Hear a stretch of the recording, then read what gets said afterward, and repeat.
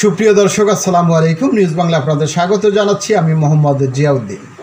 শেখ হাসিনার বিদেশ সফর মানেই ছিল বনভোজন।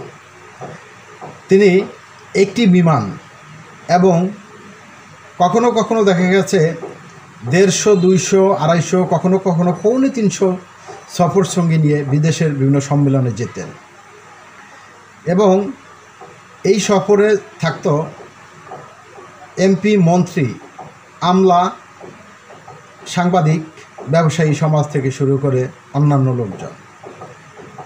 এই টাকাগুলো খরচ করতেন এত বেশি পরিমাণে যে তাদের তো কোনো কষ্ট লাগতো না। কারণটা হচ্ছে এই টাকাগুলো সাধারণ মানুষের কষ্টার্জিত টাকা, ট্যাক্সের টাকা।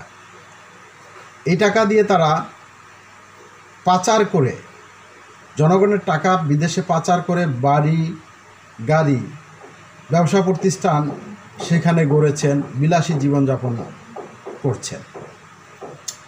অন্তর্বর্তীকালীন সরকার ক্ষমতায় আসার পরে এই বিদেশ সফর সঙ্গী অনেক কম এবং খরচ অনেক কমিয়ে নিয়ে আসছেন, যাতে দেশের টাকা খরচ কম হয়। দর্শক ভালো থাকবেন। আল্লাহ হাফেজ।